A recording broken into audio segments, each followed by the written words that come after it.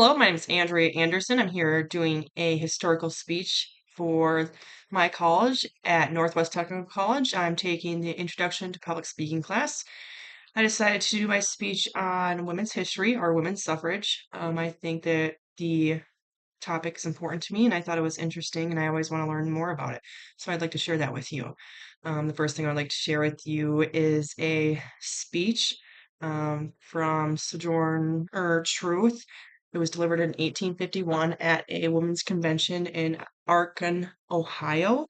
Um, Her speech was named Ain't I a Woman? It says, the man over there says that a woman needs to be helped into a carriage, lifted over ditches, and have the best place everywhere. No one ever helps me into carriages, or over mud puddles, or gives me any of the best places. Ain't I a woman? Look at me. Look at my arm. I have plowed and planted. I have gathered into barns, and no man can head me. Ain't I a woman?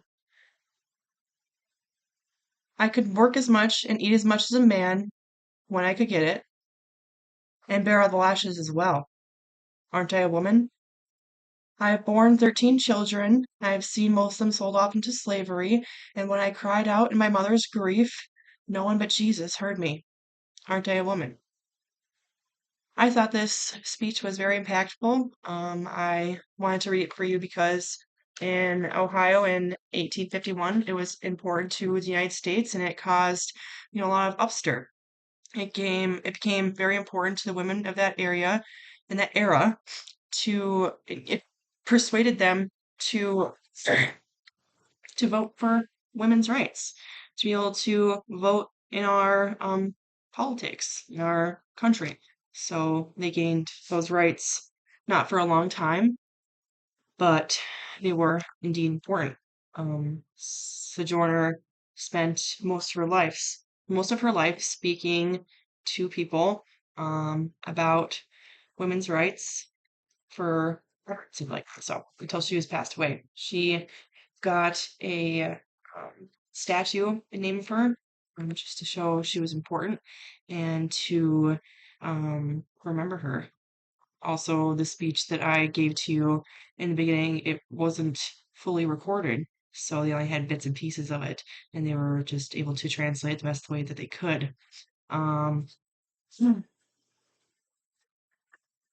Number two, it's Susan B. Anthony and Elizabeth Cady, Cady. They founded the National Women's Suffrage Association. They helped women secure the right to vote. It didn't happen right away for them. It's 72 years later, in 1920, on August 18th, Congress passed the 18th Amendment, I believe it was, securing the right for women to be able to vote.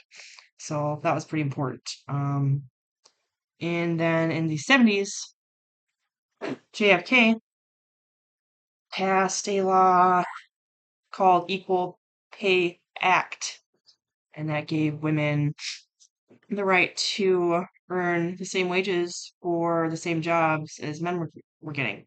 Because before then, it was legal to pay women less for the same job. So that inequality was we tried to change. So I think that's also historically important for us. I also wanted to talk about women's history because in March it is Women's History Month. So I just want to kind of tap into that and go from there, take it running. Um, I think that's it. Thank you so much today for joining me.